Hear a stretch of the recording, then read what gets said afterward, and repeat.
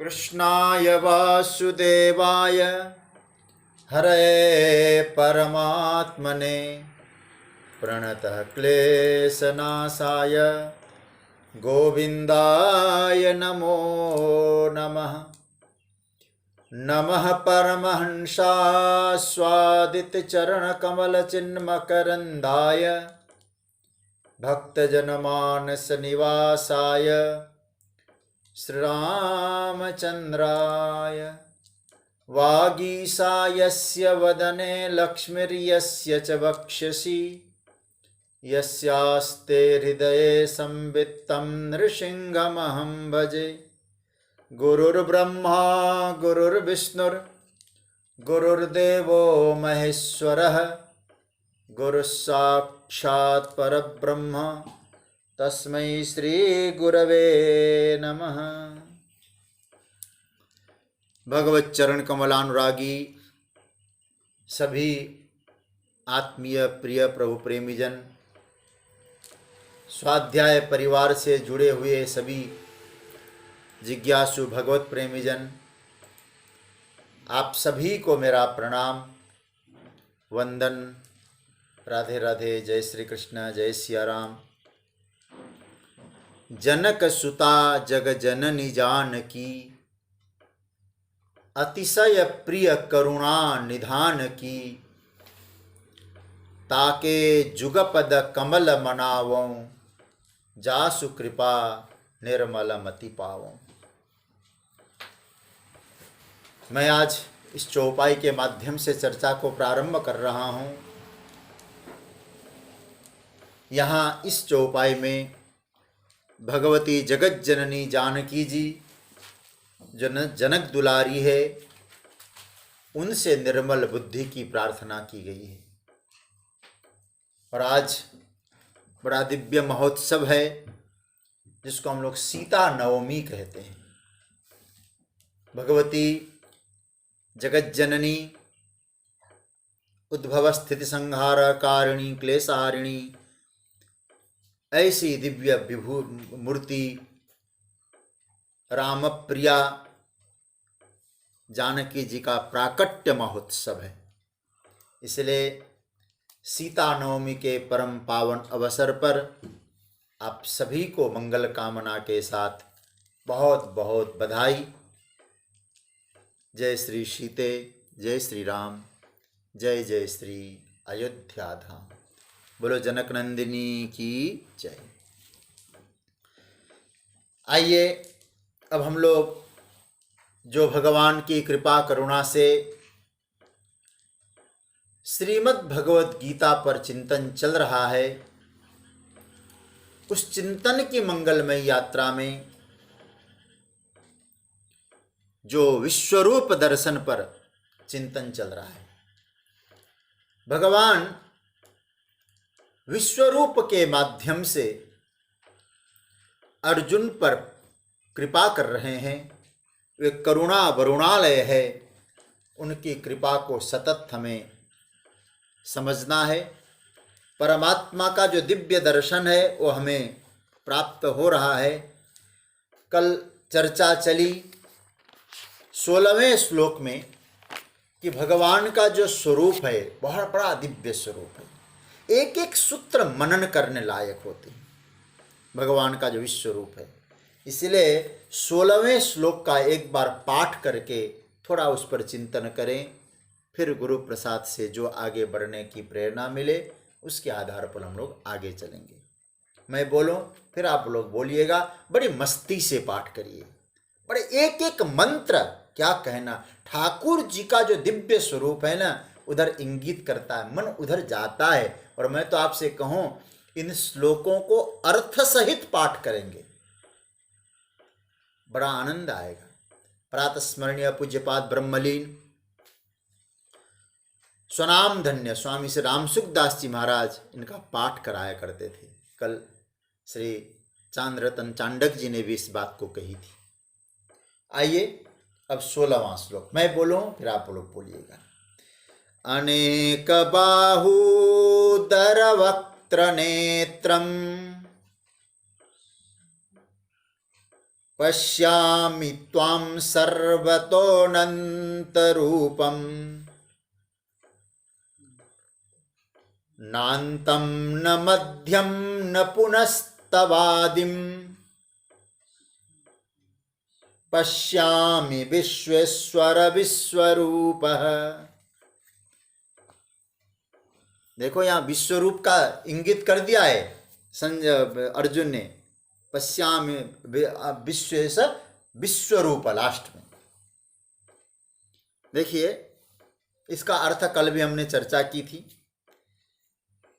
विश्वेश्वर, यह विश्व के स्वामी, त्वाम अनेक बाहु उदर वक्त्र नेत्रम, मैं आपको अनेक हाथों, अनेक पेट, अनेक भुजाएं, अनेक मुख, अनेक नेत्रों से युक्त देखता हूं। और सर्वथा अनंत रूपम पश्यामि, सब ओर से अनंत रूपों से युक्त मैं आपको देखता हूं।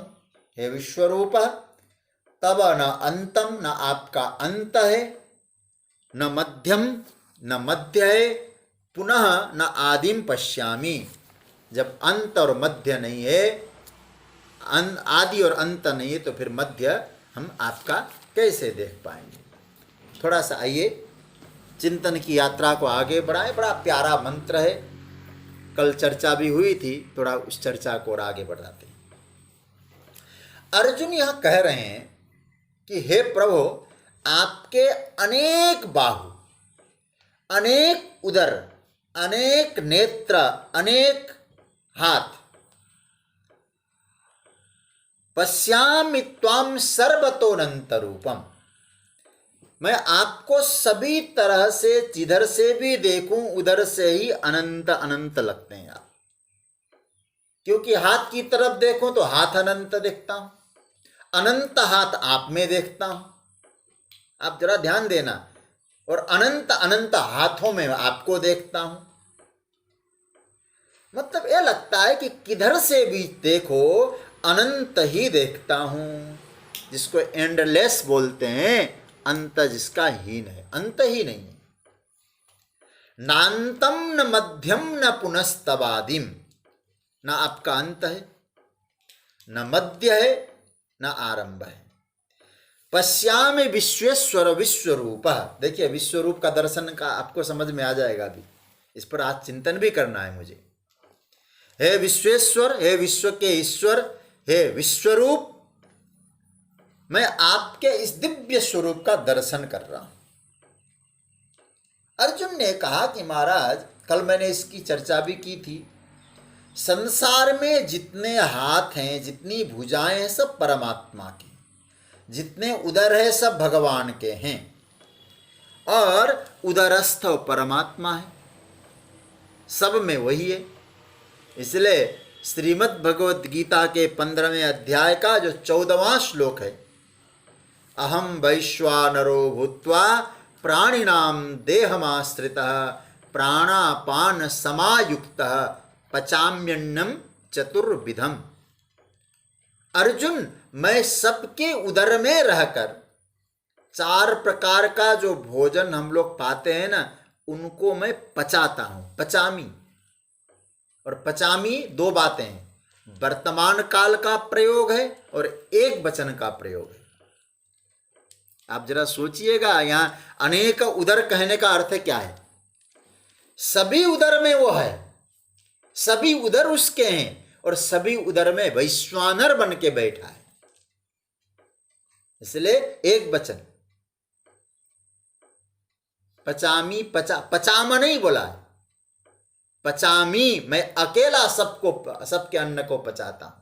और वर्तमान काल में इसका प्रयोग है। इसका अर्थ है हर जगह वो परमात्मा इस समय विद्यमान है, हर उदर में वह है, हर भुजाओं में वह है। अयम में हस्तो भगवान, अयम में हस्तो भगवत्तरः, ये वेद भगवान कहते हैं।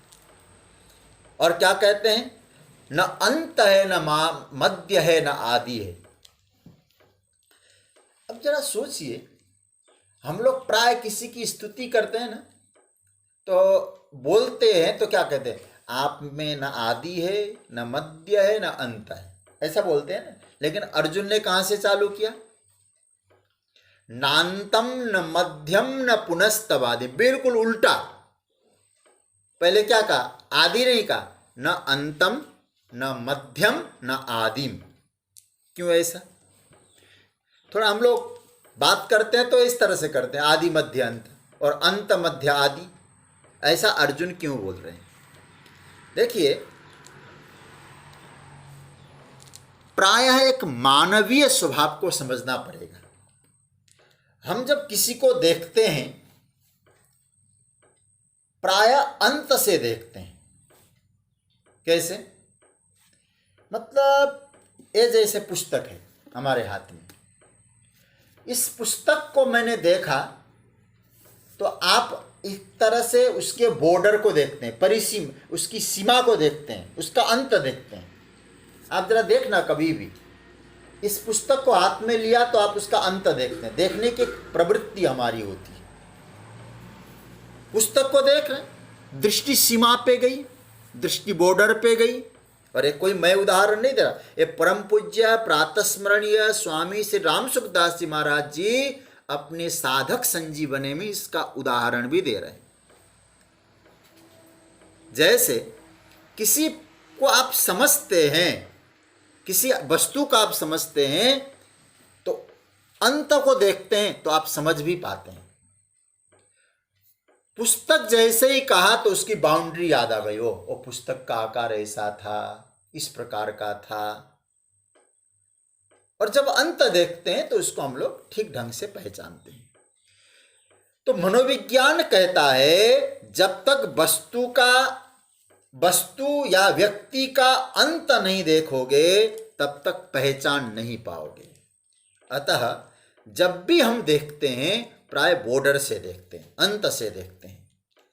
यहां भी अर्जुन की विश्वरूप देखने की जो दृष्टि यहां बताई गई है, सबसे पहले उसकी सीमा अंत की ओर गई, अंत की ओर उसने देखा। अर्जुन को अंत नहीं दिखा, पार नहीं पाया। फिर मध्य भाग पर गया तो मध्य भी दिखाई नहीं दिया। विराट का अंत, मध्य और आदि उसको नहीं दिखाई दिया, क्योंकि मानवीय स्वभाव के आधार पर उसने अंत से देखना चालू किया। इसलिए अर्जुन कहता है नान्तम न मध्यम न पुनस्तवादि।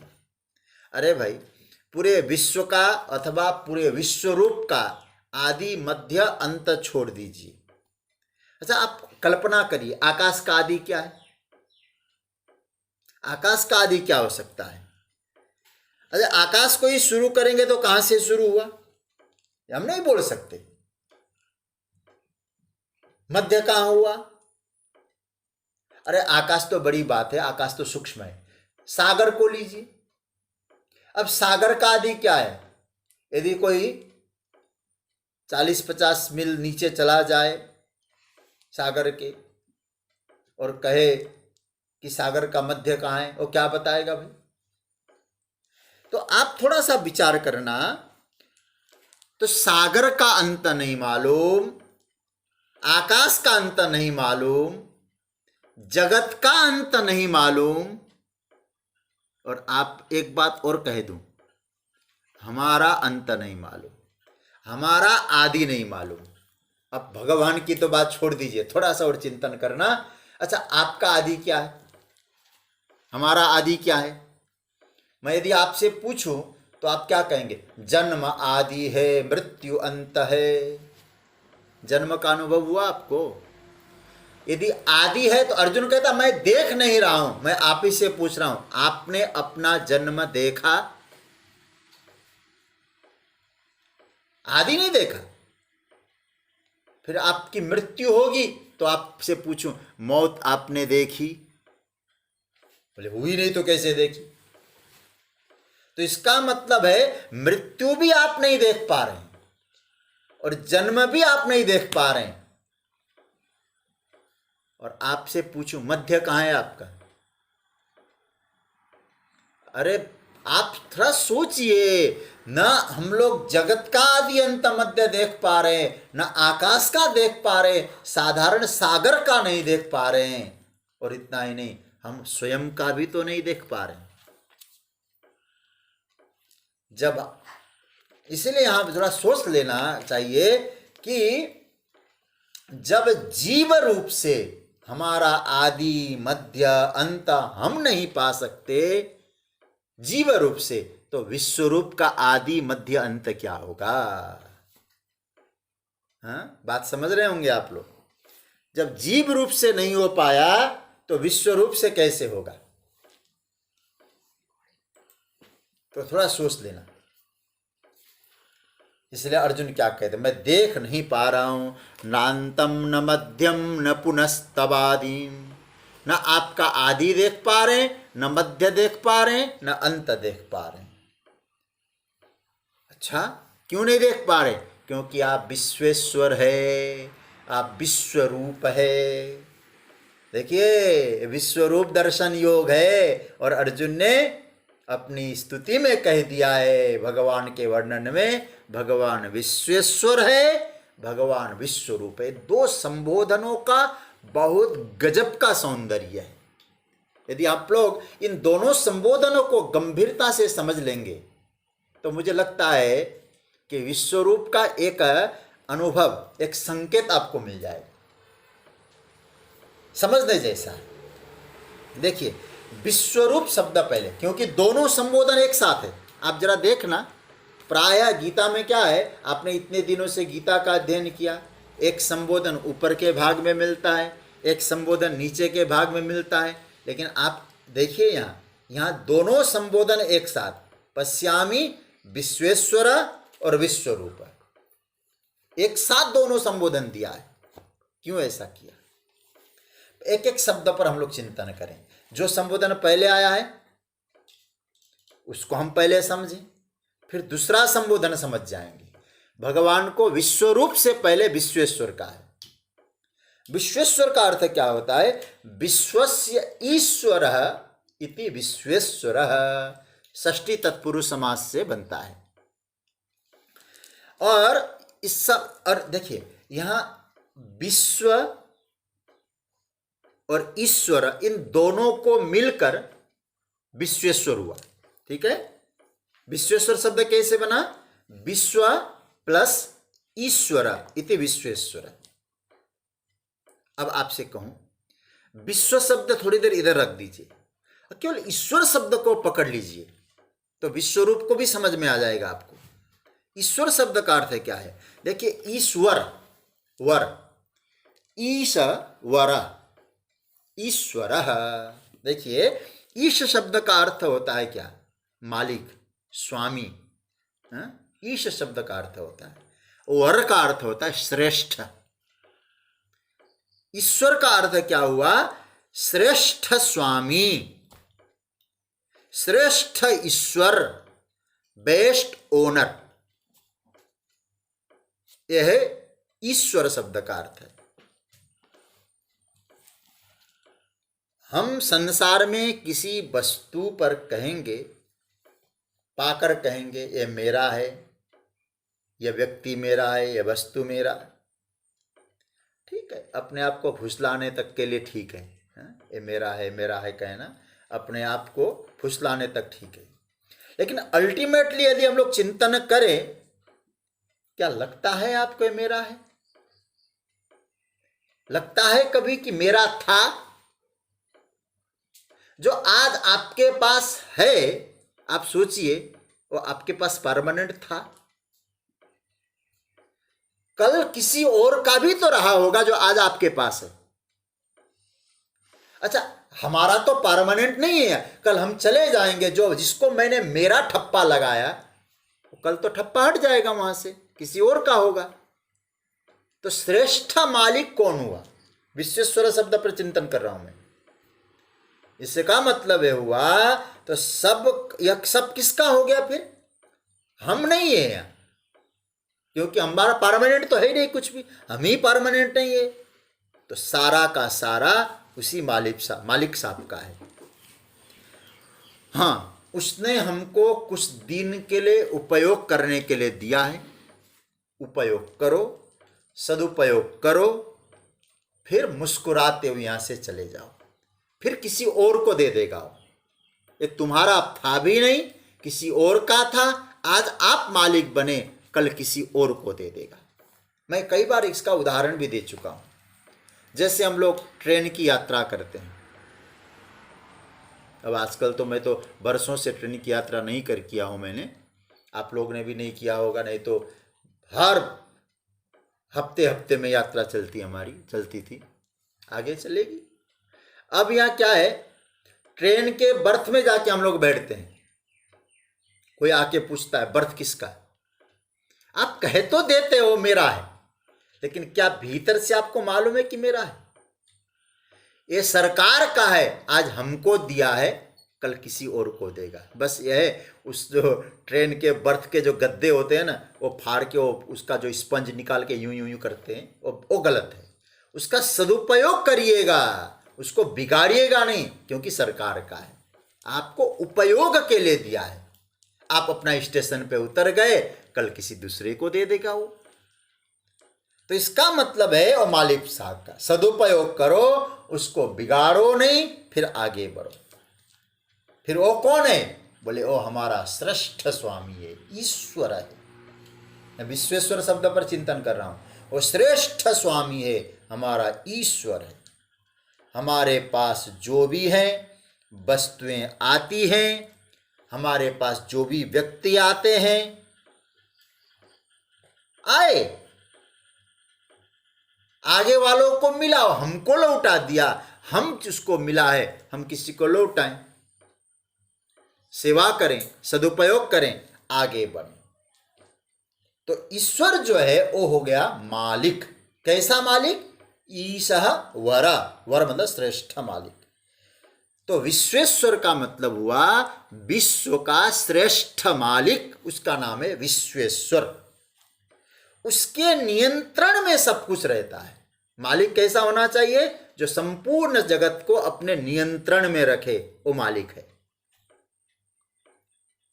सारी उसकी व्यवस्था से चलती है। विश्व ब्रह्मांड उसका है, और उसके एक कोने में हमने एक अपना कुछ बना रखा है और कहते हैं हमारा है, हमारे बाप का है। थोड़ा सा चिंतन करें, आप थोड़ा विवेक बुद्धि लगाइएगा थोड़ा सा, और आपको बहुत अच्छा लगेगा। थोड़ा गंभीरता से चिंतन करिएगा। अच्छा, निर्माता बड़ा होता है कि आविष्कर्ता बड़ा होता है? आविष्कारक बड़ा मानते हैं या निर्माता बड़ा मानते हैं? मैं आपको उदाहरण के तौर पे कहूं, गाय के दूध में घी बनाने वाला बड़ा होता है या दही से माखन निकालने वाला बड़ा होता है? अब आप अनुमान लगा लीजिए। गाय के दूध में घी तैयार करने वाला बड़ा है या उस दूध को जमाकर दही बनाकर घी निकालने वाला बड़ा है? तो इसका सीधा सा अर्थ है, गाय के दूध में घी तैयार करने वाला बड़ा है। दूध से घी निकालने वाला बड़ा कैसे हुआ भाई? दूध में घी तैयार करने वाला बड़ा हो गया। अच्छा, ये जो विज्ञान है ना, जो विज्ञान क्या करता है? विज्ञान कर रहा है दूध से घी निकालने वाले का काम कर रहा है। ईश्वर क्या करता है? दूध में घी तैयार करने का काम कर रहा है। यही अंतर होता है। आज विज्ञान कह रहा हमने ऐसा किया, वैसा किया, ऐसा किया, परमात्मा के किए हुए से कुछ अनुसंधान कर रहे हैं। वो क्या बन रहे हैं? आविष्कारक बन रहे हैं, निर्माता नहीं बन पाए हो। हम लोगों ने उनको निर्माता कह दिया। निर्माता केवल परमात्मा है। इसलिए अर्जुन क्या कहते हैं? विश्वेश्वर हैं आप। ध्यान से समझना इस बात को।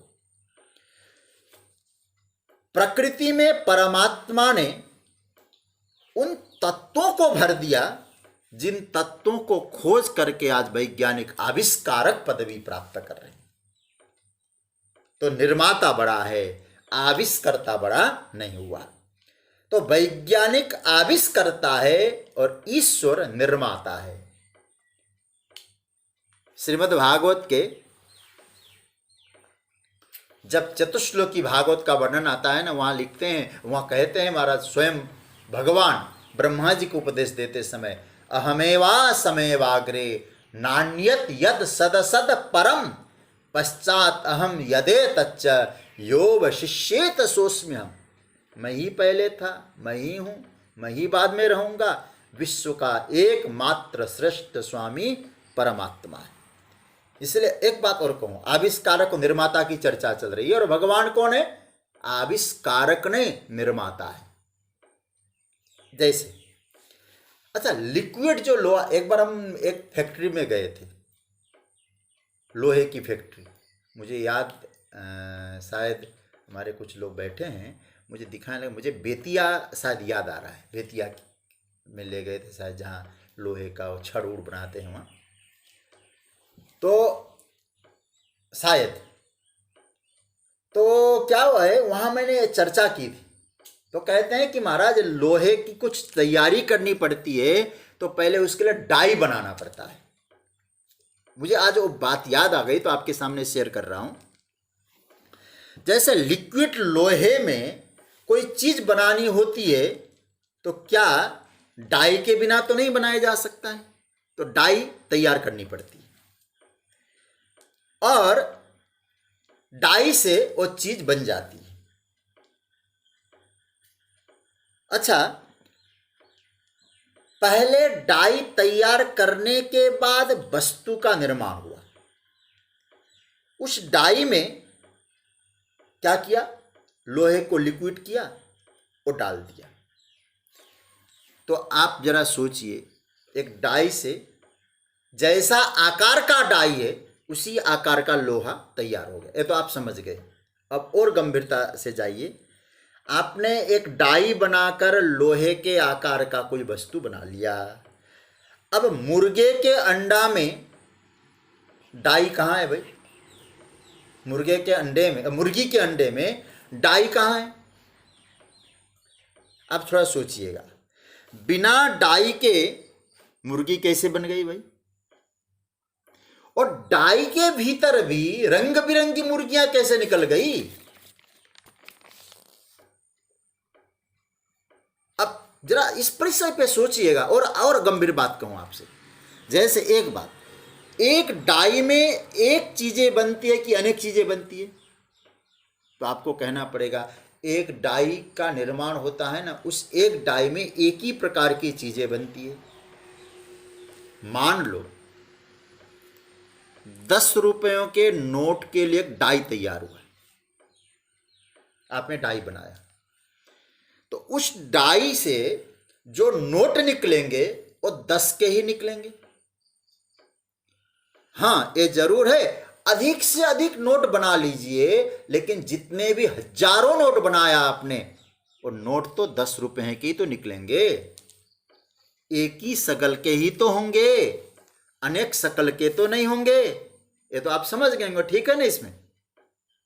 अच्छा, माता के गर्भ में जो गर्भाशय है उसमें कितने डाई है? एक है कि 10-15 है? आप सोचना जरा, एक ही डाई, एक ही डाई है उस माता के गर्भाशय में, परंतु जितने बच्चे निकलेंगे, बेटा निकले चाहे बेटियां निकले, सबकी शकल अलग होती है कि नहीं होती है? कुछ डीएनए कुछ मिलता भले ही हो, लेकिन शकल तो बिल्कुल अलग अलग होती है। देखो कैसा विलक्षण कारीगर है, तो कैसा निर्माता है। इसलिए अर्जुन कहते महाराज, जगत के निर्माता आप है, इसलिए विश्वेश्वर हैं आप, क्योंकि आप में ऐसा सांचा, एक सांचा, उसमें सब कुछ आ जाता है। क्या क्या आता है? तो कहते अनेक बाहु दरवक्त्र नेत्रम। कितने महाराज, ये सब एक डाई में सब कुछ है, एक आप में सब कुछ है। तो इसलिए ईश्वर के विज्ञान पर यदि हम लोग दृष्टि डालते हैं सज्जनों, एक में ही सब कुछ आता है। इसीलिए उनका नाम है विश्वरूप, उनका नाम है विश्वेश्वर, विश्व के वो स्वामी है, विश्व का श्रेष्ठ मालिक उससे श्रेष्ठ कोई होता नहीं। तो अर्जुन कहते हैं हे विश्वेश्वर, ये संबोधन विश्व का ईश्वर श्रेष्ठ स्वामी, और उसी श्रेष्ठ स्वामी के द्वारा जो निर्मित है उसी में हम अपने आप को खोजते हैं और हम कहते हैं हमने बनाया। इसलिए हम लोग आविष्कारक हो सकते हैं, निर्माता तो ठाकुर जी। ये महत्वपूर्ण। तो एक संबोधन आया विश्वेश्वर, दूसरा संबोधन आया विश्वरूप। विश्वस्य रूप, आपका जो रूप है वो विश्व का रूप है। देखिए जरा, जगत में कहते हैं विश्व ही आपका रूप है। ये थोड़ा सा अटपटा लग सकता है आपको। विश्व ही परमात्मा का रूप है, कैसे? इसको और गंभीरता से समझना, तब आपको ये जो विश्वरूप दर्शन की बात आएगी समझ में आ जाएगा। देखिए, ऐसे हम लोग क्या मानते हैं? ऐसा मानते हैं ना हम लोग कि हमारा जो रूप है, जगत का जो रूप है, ये जड़ रूप है, परमात्मा का जो रूप है वो चेतन रूप है। तो हमारा कहते हैं शरीर भी जड़ है, उसके भीतर बैठा हुआ परम चैतन्य है। उस परम चैतन्य यहाँ प्रवेश करता है तो फिर ये चेतन तत्व हिलता डुलता है। भाई, एक खिलौना उछलने लगता है। लेकिन आपको एक बात और बताऊं, या विश्वरूप जो शब्द है इसको पकड़ के रखना। हमारा जो विश्वरूप है, ईश्वर का जो संबंध है जड़ चेतन से परे है। ईश्वर जो जड़ चेतन को आप समझ लेना थोड़ा, मतलब जड़ और चेतना का फर्क परमात्मा तत्व पे नहीं होता है और उसका विभाजन भी नहीं होता है। मालिक ही रूप बना और रूप ही मालिक। यह भेद आप ईश्वर में नहीं कर सकते, जड़ है कि यह चेतन है। इसलिए विश्वेश्वर ही विश्वरूप बना है। जो विश्व का मालिक है वही विश्वेश्वर है, वही विश्वरूप बना है। अभेद है। इसलिए दोनों का जो संबोधन है एक साथ दिया है। जो विश्वेश्वर है वो विश्वरूप बना है। अच्छा, विश्वरूप कैसे बने, ध्यान देना। ईश्वर की सृष्टि क्या है? आप लोग बहुत दिनों से गीता का चिंतन कर रहे हैं, थोड़ा वेदांत के आधार पर भी चिंतन करिएगा। कण कण में वह है, वही बना है। वेदांत की बड़ी प्रसिद्ध चर्चा आपके सामने रखूंगा, आप बहुत जल्दी पकड़ भी लेंगे। मेरे सभी सुधी श्रोता लोग बहुत अच्छी तरह से, मुझे मालूम है आप पकड़ लेंगे, इसलिए मैं बता रहा हूं। अच्छा, इस सृष्टि को बनाया किसने? आप लोग तुरंत बोल देंगे भगवान ने बनाया। अच्छा, भगवान ने बनाया, उसने बनाया। अच्छा, बनाने के लिए जो मटेरियल है, सामान है, वो कहां से लाया? वेदांत को थोड़ा इसलिए समझना जरूरी है। वेदांत के आधार पे यदि हम लोग चिंतन करें तो समझ भी लेंगे। देखिए, वेदांत के अनुसार दो कारण हमको पकड़ना पड़ेगा। आप लोगों ने पहले कभी चर्चा में सुनी होगी, लेकिन यहाँ विश्वरूप की चर्चा आ रही है। इसको समझने के लिए मैं आपसे कहूँ, देखिए, एक कारण है निमित्त कारण और एक कारण है उपादान कारण। जैसे घड़ा यदि बन रहा है तो घड़े को बनाने में मिट्टी का उपयोग हुआ, ठीक है? तो उस घड़े को बनाने में जो मिट्टी है ना, वो मिट्टी को हम लोग एक कारण कहते हैं, उसका नाम है उपादान कारण। ठीक है, उपादान कारण। अच्छा, घड़ा बनाने में एक तो हुआ, एक तो चाहिए मिट्टी, लेकिन बनाने वाला न हो तो मिट्टी रह जाए। तो बनाने वाला भी एक व्यक्ति हो, कारण होता है। उस बनाने वाले का नाम है निमित्त कारण। तो दो कारण हो गए, उपादान कारण और निमित्त कारण। तो सीधी सी बात हो गई, मिट्टी को हम लोग देंगे उपादान कारण और कुम्हार को कहेंगे निमित्त कारण। फर्क क्या है उसमें? उपादान कारण जो होता है, उपादान कारण कार्य के साथ रहता है, कार्य के साथ रहता है। निमित्त कारण जो होता है, कार्य संपन्न होने के बाद निमित्त कारण उस कार्य से अलग हो जाता है। कैसे? और आपको बता दूं, देखो मिट्टी तो घड़े में है, तो मिट्टी मैंने क्या बताया था? उपादान कारण। तो मिट्टी से बना घड़ा, तो घड़ा हो गया कार्य, मिट्टी हुआ उपादान कारण। तो जो उपादान कारण से बना हुआ घड़ा है, तो उपादान कारण कार्य के साथ रहा कि नहीं रहा? कार्य रूप घड़े के साथ रहा कि नहीं रहा? रहा। लेकिन आप जो सोचिए, बनाने वाला कौन था? कुम्हार, निमित्त कारण। अब कार्य निश्चय हो गया, कार्य बन गया, तो निमित्त कारण अलग हुआ कि नहीं हुआ? निमित्त कारण अलग हो गया। तो घड़ा बनाने के लिए कुम्हार चाहिए, पर एक बार घड़ा बन जाने के बाद कुम्हार की आवश्यकता नहीं हुई। कुम्हार न भी रहा तो घड़े ने अपना काम किया। क्या काम किया? वो घड़े में पानी रखा, वो पानी को ठंडा किया, वो काम कुम्हार के बिना भी घड़े के द्वारा होता गया। पर मिट्टी न रही तो घड़ा भी नहीं रहा। यह फर्क क्या पड़ा? फिर फर्क ये पड़ा, उपादान कारण और निमित्त कारण में ईश्वर ने सृष्टि बनाई, ऐसा जब हम कहेंगे तो ईश्वर क्या हुआ? आपसे विचार करने के लिए कह रहा हूं, उत्तर आप मन मन में दीजिएगा। मैं कहूंगा संसार को बनाने वाला ईश्वर है, विश्वरूप है, विश्वेश्वर है, वो विश्वरूप बनाया, तो उसने बनाया, तो क्या हुआ? तो हम लोग कहेंगे ईश्वर हो गया निमित्त कारण और संसार हो गया उपादान कारण। यही तो कहेंगे। तो निमित्त कारण हुआ, कुम्हार हुआ। फिर ईश्वर ने जो सृष्टि बनाई, ध्यान से समझना इस बात को। फिर कह दूं ईश्वर निमित्त कारण, संसार उपादान कारण। ईश्वर ने जो सृष्टि बनाई, घड़ा बनाने के लिए तो मिट्टी लाई गई, लेकिन ईश्वर ने जो संसार बनाया उसके लिए सामान कहां से आया? फिर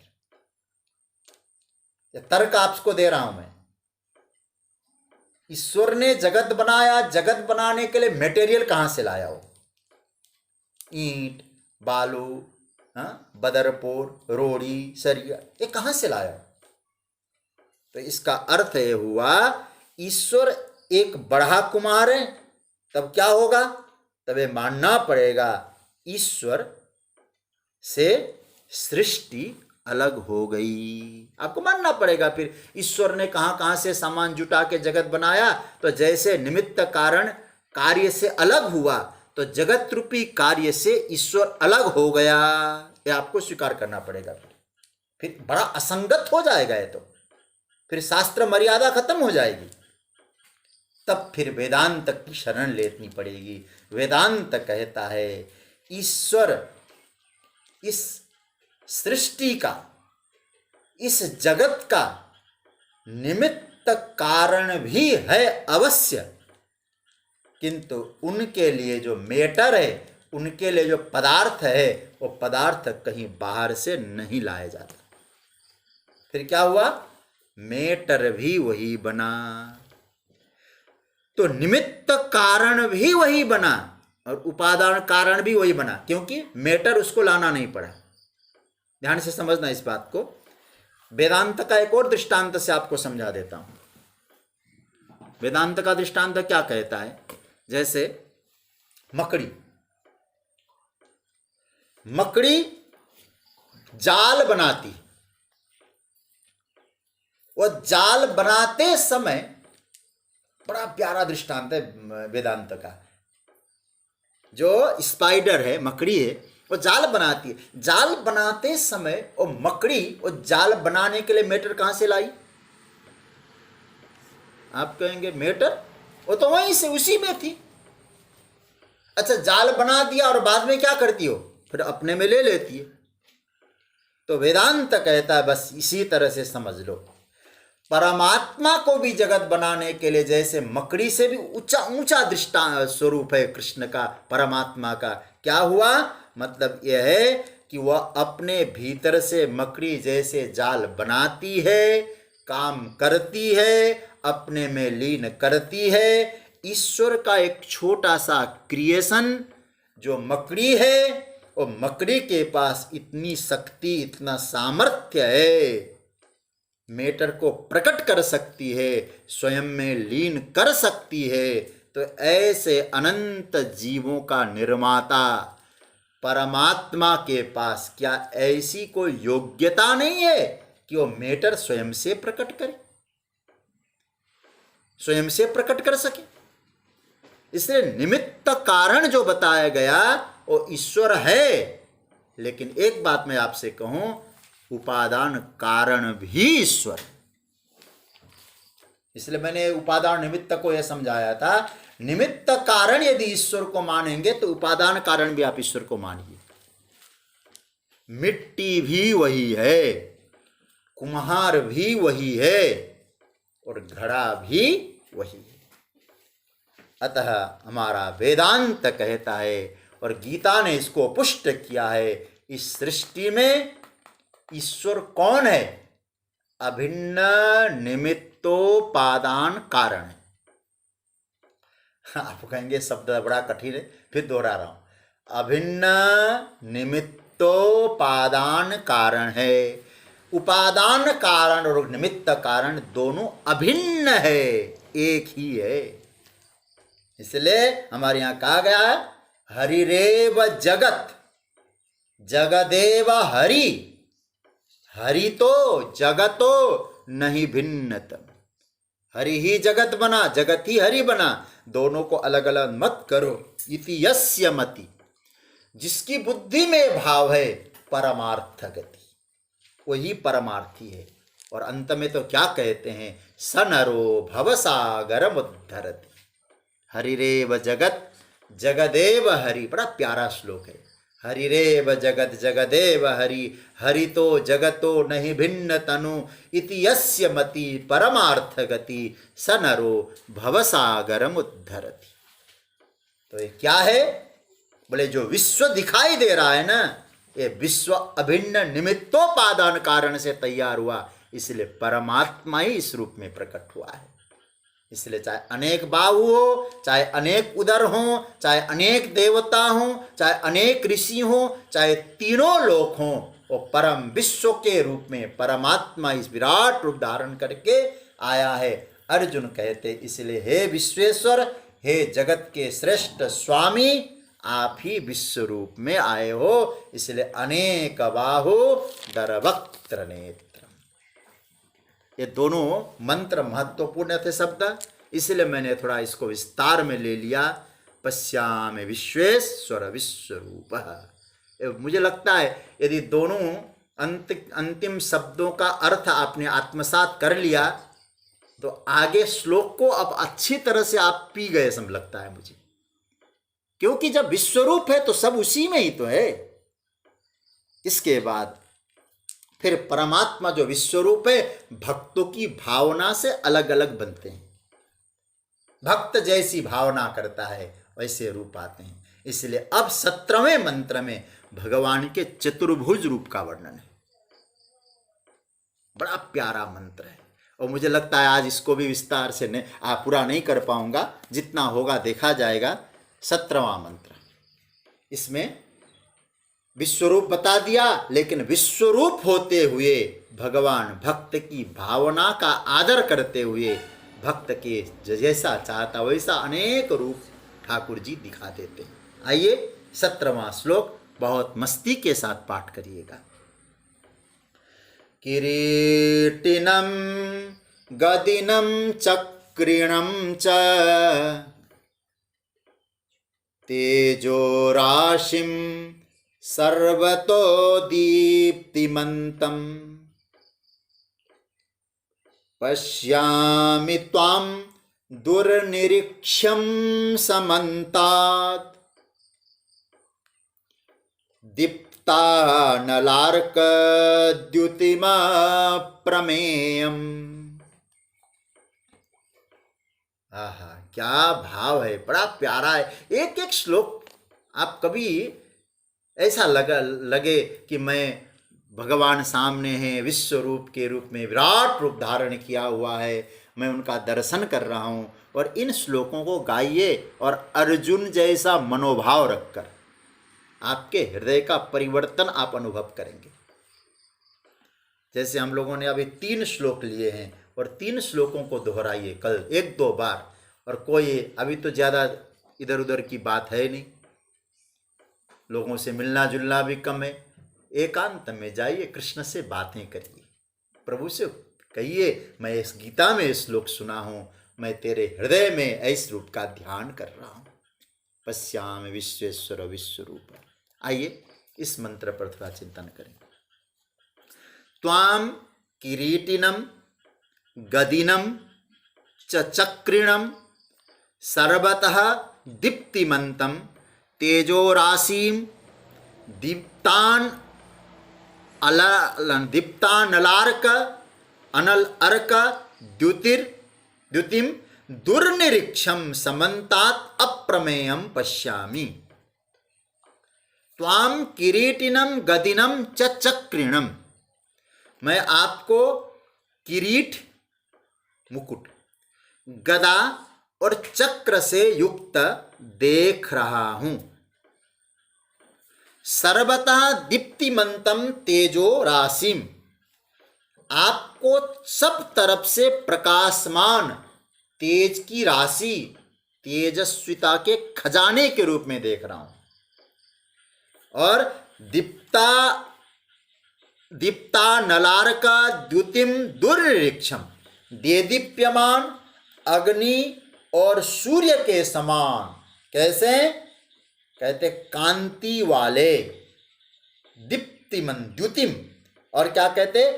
नेत्रों से दुर्निरीक्षम, कठिनता पूर्वक देखे जाने योग्य, समन्तात चारों ओर से, अप्रमेयम प्रमाण रहित। महाराज अप्रमेय तत्व, प्रमाणों से अप्रमेय, अप्रमेयत्वेन पश्यामि देख रहा हूं। अप्रमेय रूप, किसी प्रमाण से सिद्ध न हो ऐसा दिव्य स्वरूप मैं आपको देख रहा हूं। मैं आपको किरीट, गदा, चक्र धारण किए हुए देख रहा हूं। आपको तेज की राशि, सब ओर से प्रकाश करने वाले देदीप्यमान अग्नि तथा सूर्य के समान कांति वाले, नेत्रों के द्वारा कठिनाई से देखे जाने योग्य, सब तरफ से अप्रमेय ऐसे स्वरूप को मैं देख रहा हूं। देखो भाई, किरीटिनम पहला सूत्र आया। किरीटी किसको कहते हैं? बड़ा बढ़िया अर्थ है इसका। किरीटम नाम शिरोभूषण विशेष, सिर पर जो आभूषण लगाया जाता है ठाकुर जी का, उसका नाम है किरीट। किरीटम, किरीटम यस्य अस्ति, यह जो किरीट है, जिसको शिरोभूषण, सर का जो भूषण है वह जिसके पास है उसको बोलेंगे किरीटी। और उसका द्वितीया में बनेगा किरीटिनम, मूल रूप किरीटिन। जैसे संस्कृत के विद्यार्थी जानते हैं ना, हम लोग संस्कृत में पढ़ते हैं तो किरीटिन शब्द होता है। जैसे स्वामीन शब्द है ना, वैसे किरीटिन। तो प्रभु मैं आपको देख रहा हूं। क्या कहे, कहां से देख रहा है? अब अर्जुन ने सबसे पहले क्या देखा? ठाकुर जी का सर देखा, वहां मुकुट है, किरीट। आपके मस्तक पर मैं दिव्य मुकुट देख रहा हूं। देखो भाई, यह भगवान का नारायण रूप है, भगवान का विष्णु रूप है। देखिए, इस 17वां श्लोक तो चतुर्भुज रूप ही स्वीकार करना पड़ेगा। कैसे? अभी आपको बताते हैं। आप किरीटी अर्थात मुकुट आपके सिर पर सुशोभित है। गदिनम, गदिनम शब्द का अर्थ होता है जैसे गदी शब्द है, उसी गदी शब्द से द्वितीया में गदीनम बनता है। तो आपके हाथ में गदा है, लेकिन आप कहेंगे, एक और कहते चक्रिणम, आपके हाथ में चक्र है। तो सर पे मुकुट है, गदा है और चक्र है, लेकिन दो तो रह गए। क्या रह गया? शंख और कमल, ये दोनों रह गए। हमारे आचार्यों ने बहुत अच्छा अर्थ किया। थोड़ा गीता हाथ में लीजिए, आपको बता देता हूं। किरीटिनम गदिनम चक्रिणम, गदिनम गदा, चक्रिणम चक्र।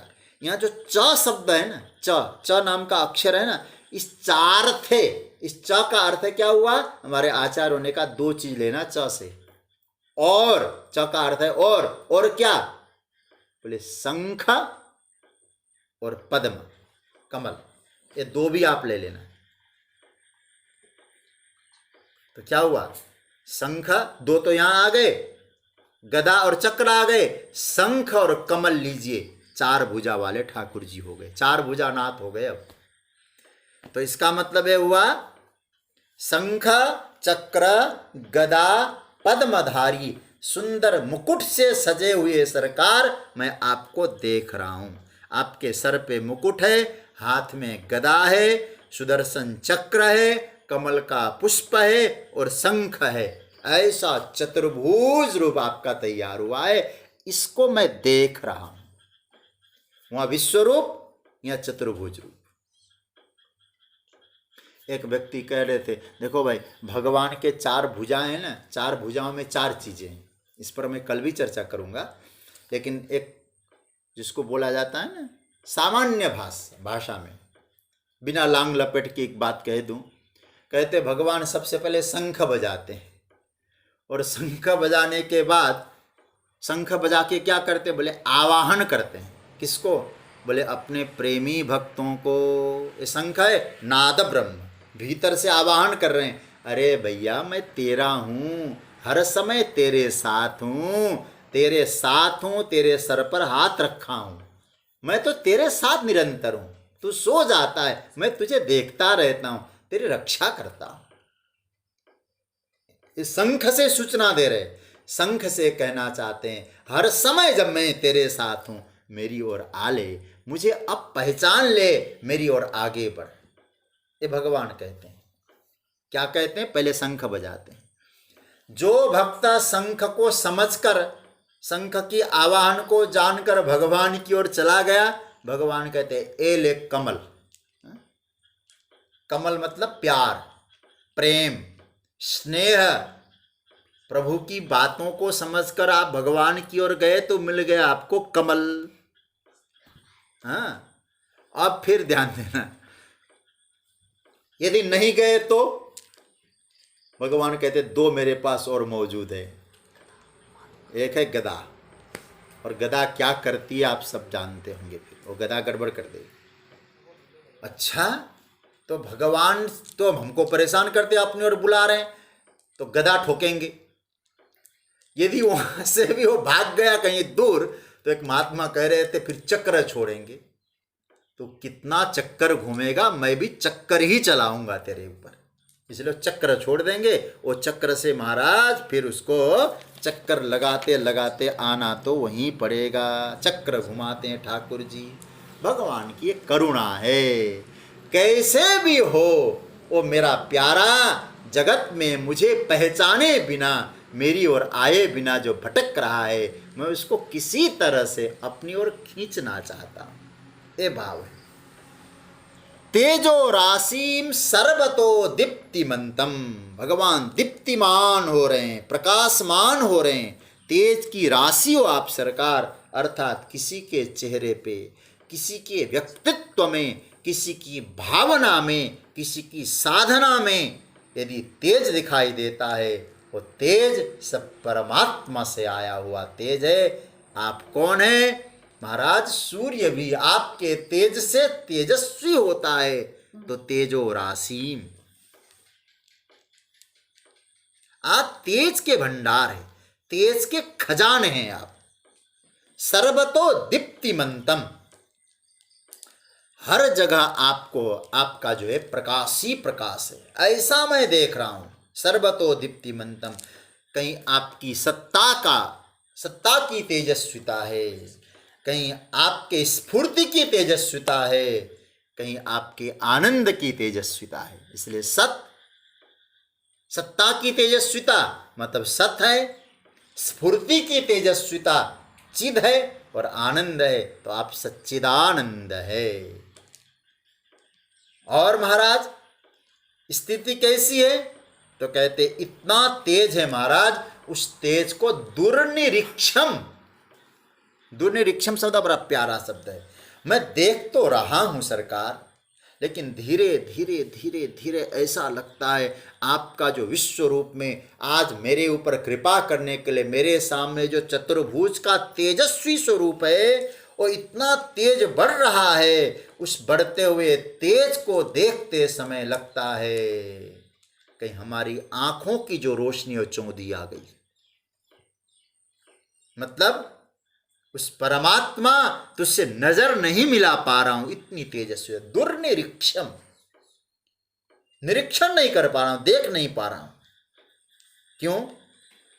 दुर्निरीक्षम समन्ता दीप्त, क्योंकि चारों तरफ ऐसे दीप्त हो रहे हैं, अर्थात अतिशय प्रकाशत्वात्, अत्यधिक प्रकाश के कारण महाराज आपसे नजर नहीं मिला पा रहा हूं। हे प्रभु, क्यों भाई? अर्क सूर्य की तेजस्विता, अनल द्युति अग्नि की तेजस्विता। अरे महाराज, एक सूर्य आकाश में हो ना, उससे नजर मिलाना कठिन है, तो आप तो अनंत सूर्य अनंत अग्नि की तेजस्विता लिए बैठे हैं, तो ऐसा लगता है उस तेजस्विता के कारण हमारी आंखें चौंधी आने लग गई। हे प्रभु, लेकिन इतना जरूर है, ये जो स्वरूप है ना, लगता बड़ा सुंदर है, सुंदर लग रहा है, पर महाराज ऐसा लग रहा है बुरा तो मुझे नजर नहीं लग रहा है, लेकिन दुर्निरीक्षम, आपके प्रभाव के नीचे कहीं मैं अपने आप को तपता हुआ महसूस कर रहा हूं, क्षुद्र और नगण्य महसूस कर रहा हूं। मुझे लगता है ये शब्द अर्जुन के भाव परिवर्तन के शब्द है। अर्जुन में जो भाव परिवर्तन हो रहा है उसका संकेत है। और आगे क्या कहते? अप्रमेय, किस प्रमाण से सिद्ध करो? अप्रमेयत्व। ध्यान रखना, एक बात मैं फिर कह दूं, ये जो वर्णन किया जा रहा है भगवान के स्वरूप का, ये फिर कह दूं सगुण स्वरूप का है। भगवान जगतगुरु शंकराचार्य ने बहुत अच्छा लिखा है भाष्य में, अशक्य परिच्छेदम इत्यर्थ। हा, बड़ा प्यारा लगता है उनका भाष्य, तो मैं जब पढ़ता हूं तो गदगद हो जाता हूं। यदि वो न होते तो महाराज ये भाष्य के सूत्र, गीता के सूत्र नहीं खोल पाते हम लोग। वो क्या कहते हैं? जब हम किसी चीज को अशक्य परिच्छेदम इत्यर्थ, जब हम किसी को समझने की कोशिश करते हैं, जानने की कोशिश करते हैं, तो कैसे जानते हैं? परिच्छेद के रूप में जानते हैं। परिच्छेद का मतलब क्या होता है? परिच्छेद शब्द का अर्थ संस्कृत में होता है बुद्धि के घेरे से जानते हैं, है ना? जितना जानते हैं, कैसे जानते हैं? बुद्धि के घेरे से ही हम उस किसी चीज को, संसार के किसी वस्तु को जानते हैं। और भगवान का जो विश्वरूप है किसी की बुद्धि की घेरे में आने वाला नहीं है। तो इसका अर्थ क्या हुआ? सगुण होने पर भी परमात्मा प्रमाणों से ज्ञात होने पर भी अनंत है और अप्रमेय है, ऐसा उन्होंने अर्थ किया। मतलब वो सगुण होकर प्रमाणों से जानने के बाद भी अप्रमेय है। क्यों है? क्योंकि अशक्य परिच्छेदम इत्यर्थ, बुद्धि के द्वारा ही हम अच्छी तरह से समझ पाए बड़ा कठिन है, इसलिए वो बुद्धि के द्वारा नहीं बल्कि भगवत कृपा से ही परमात्मा को जाना जा सकता है। सोई जानई जेहि देहु जनाई, और जानत तुम ही होई जाई। बहुत प्यारा मंत्र है। किरीटिनम गदिनं चक्रिणं च तेजो राशिम सर्वतो दीप्तिमंतम। और आगे कहते हैं पश्यामि त्वाम दुर्निरीक्षम समन्तात दीप्ता नलार्क द्युतिम प्रमेयम। बड़ा प्यारा मंत्र है। आगे इस पर कुछ चिंतन और मेरा करने का मन है। कल चिंतन करके इस चर्चा को विराम देंगे। आज इस चर्चा को हम विराम दे रहे हैं। कल पुनः समय पे हम लोग उपस्थित होंगे। आज पुनः सीता नवमी के अवसर पर आप सभी को बधाई मंगल कामना। अब आज की चर्चा को विराम दें। ओमकार की ध्वनि हम लोग करें।